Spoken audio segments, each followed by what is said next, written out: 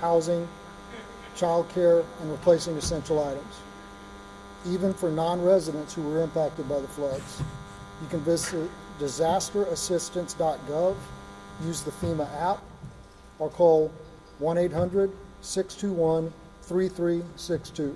And again, that's disasterassistance.gov, use the FEMA app, or call 1-800-621-3362. And in closing, I'd like to say one more time, on behalf of our unified command here in Kerr County, how appreciative we are for the help since this tragedy took place. People from all over Texas, all over the country, continue to show their support in so many ways, and we are thankful. And with that, I'll take a few questions. Yes, sir.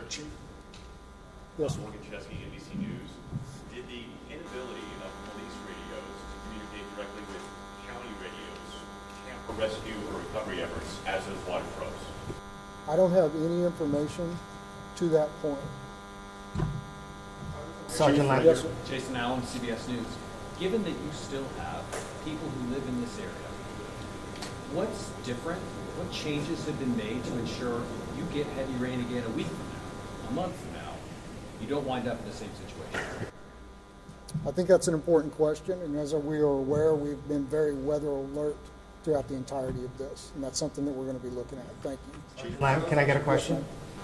Anthony Johns, News 4 San Antonio. What can you tell us about the current search area, how large it is, how much of it has been searched, and how exactly does the grid system work for something like this? Say the last part of your question again, please.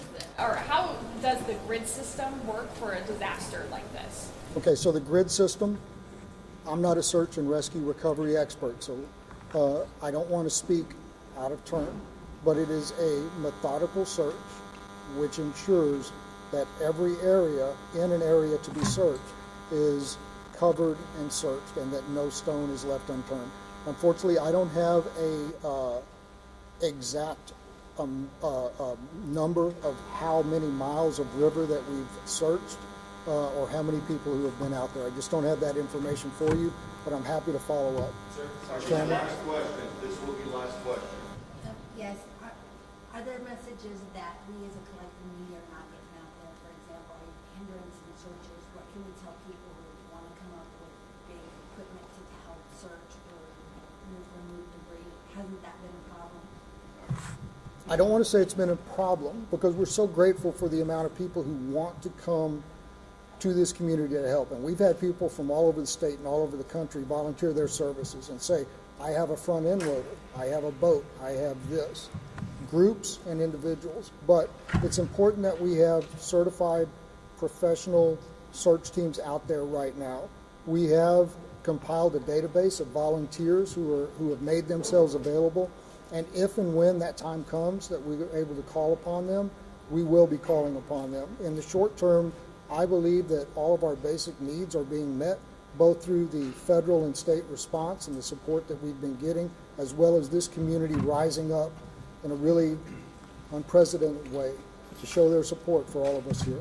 Thank you very much. That's the end of the press conference. If you are not receiving emails from Joint Information Center, please make sure that you send this email to JIC, so JIC